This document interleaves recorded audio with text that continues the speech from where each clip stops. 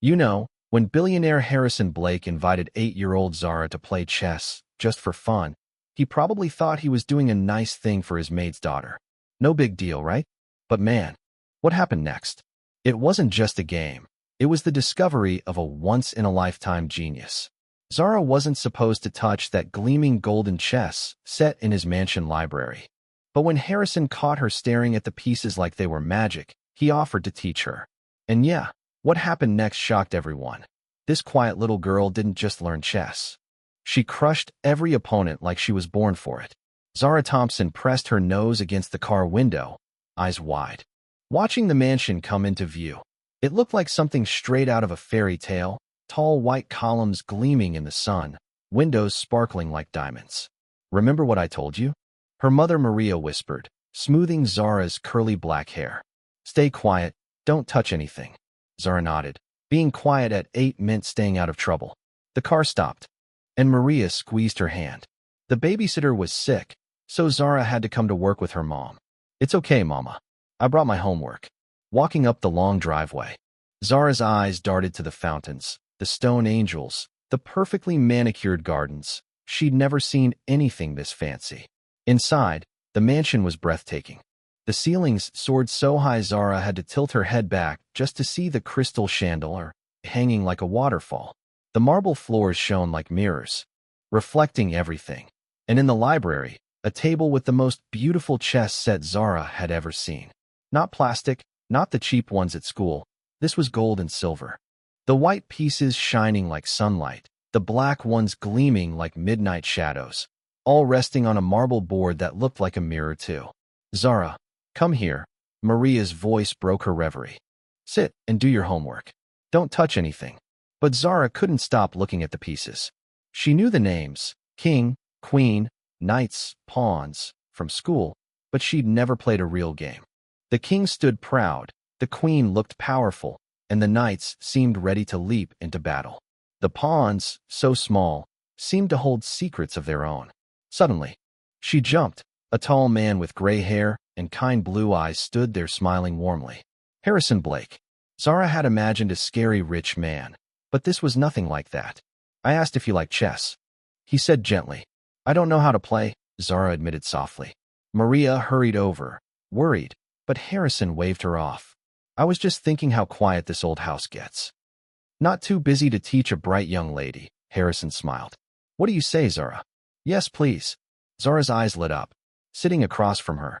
As he spoke, Zara's mind lit up. It was like learning a secret language, a dance of the pieces, each with its own role on the battlefield. She could see patterns. Harrison stared at the board for a long moment, then looked at Zara with those warm eyes. "Come back tomorrow?" Zara's heart raced. "Can I, Mama?" Maria nodded, still worried but hopeful. That night, Zara lay in bed staring at the ceiling, the chessboard dancing in her mind. Golden king, silver queen swirling across marble squares. She called softly, "Mama." Maria appeared. "Do I look like anyone you know?" Zara hesitated. "Sometimes people say I look like someone, but they never say who. And today Mr. Blake looked at me like he'd seen me before." Maria's face tightened. "You look like yourself. That's what matters. Now go to sleep." But Zara saw her mother sitting in the living room, holding old photographs, her hands trembling. She practically ran to the car. "Can we go to Mr. Blake's house now, please?" she asked. "We're going, baby. But remember, be polite, don't get your hopes too high. Rich people sometimes make promises they don't keep." Mr. Blake wasn't too busy. He was waiting with the chess set ready. Their games became a routine, Zara getting better and better, capturing pawns, setting traps. Then one day she said quietly, "Checkmate," stunning Harrison. She'd planned her victory 5 moves ahead. But there was more. One afternoon, Harrison called Dr. Lisa Chun, the country's best chess teacher, saying, "There's a child I want you to meet." Dr. Chun had trained world champions, but she'd never seen talent like Zara's. At their apartment, Maria seemed distracted, staring at old letters and photos. Zara caught a glimpse of one photo, her mother with a man who had kind gray eyes and a gentle smile, just like Mr. Blake. When Dr. Chun arrived to watch Zara play, she quickly realized Zara wasn't just good, she was extraordinary. By the 20th move, Zara's attack was unstoppable. "Checkmate," Zara whispered. barely believing it herself. Dr. Chen showed her puzzles that took adults hours to solve. Zara cracked them in minutes. Whispered talks between Dr. Chen and Harrison confirmed what he'd already suspected. Zara was something rare, a chess prodigy who could become a champion. But she was only 8. Maria's worry grew. When Harrison talked about Zara's future, tournaments, training, travel, Maria's hands shook, her voice tight. She's just a little girl playing a game. No, Maria. She's much more. And there's something else we need to discuss. About Zara's father. Maria froze. Zara, confused, asked her mother why Mr. Blake wanted to talk about her father. Maria's voice broke. I don't have a father. That night, Zara's thoughts swirled with chess puzzles and unanswered questions. The next day, the truth came out. Harrison Blake was Zara's father. 9 years ago, he and Maria had been in love, but she left to protect Zara from the pressures of his world. Harrison had searched for them, hired Maria as a maid so he could be close to Zara without frightening her. Zara processed it all slowly, like a complex chess puzzle. Is that why I'm good at chess? Because you're my daddy and you're smart. Maybe. Harrison smiled through tears. But mostly because you're special all on your own. Zara asked shyly. Can I still call you Mr. Blake? Call me whatever makes you comfortable. And can we still play chess every day? Harrison and Maria looked at each other, unspoken but hopeful. We'll figure it out, Maria said gently.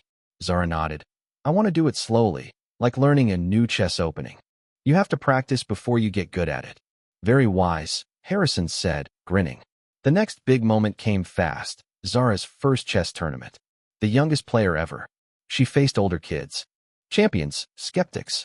Marcus, last year's winner, laughed when he saw her. They're letting babies play now. Zara smiled politely, moving her pieces carefully, treating each like a trusted friend. The room watched in awe as she defeated him in under 30 minutes. Checkmate. Game after game, Zara won. But during a match with a girl named Sarah, who had trained for months. Zara's natural ease made Sarah break down in tears. Zara gently offered friendship. I don't have many friends who like chess. After 6 straight wins, Zara was in first place, the crowd buzzing. Reporters snapping photos. That night, Harrison and Maria watched Zara sleep, wondering what the future held. The chess world was watching, but she was still their little girl. Before the finals, they sat Zara down to explain everything. Her father, her gift, the life that might await her. The championship game was a masterpiece. David Martinez, a 16-year-old champion, played aggressively. You're going to be world champion someday. Zara beamed, holding a trophy almost as tall as her, and a $10,000 check. When asked what she'd do with the money, Zara said simply, buy chess sets for kids who don't have any, so they can learn too. That night, they celebrated quietly. Zara felt something she'd never felt before, a family finally whole. They started playing a new game, family chess, working together instead of against each other. Outside, snow fell softly. Inside, love filled the room. Months later, life changed but stayed simple. Harrison visited daily. Zara started calling him Dad, and the chess lessons continued, not just for trophies, but for joy. Zara insisted on staying in her neighborhood school, wanting to be a normal kid who loves puzzles, friends, and playgrounds, not just chess. She started a chess club, teaching kids from all grades. Chess teaches you to think ahead, she told them. But it also teaches you it's okay to lose, because when you lose, you learn and try again. The club grew, and soon other schools wanted in. I love you both so much. Harrison smiled. We're the luckiest family in the world. Not lucky, Zara corrected wisely. We just finally learned how to play the game right. And sometimes, drop your city or country in the comments. I'd love to hear from you. If this story touched your heart, hit that like button to help spread kindness. And don't forget to subscribe for more stories that remind us what really matters. And hey, check out the next video on your screen for another incredible tale about love, family, and the unexpected treasures life brings. Until next time, remember, sometimes the greatest victories happen not on tournament boards, but in the hearts of those who dare to love.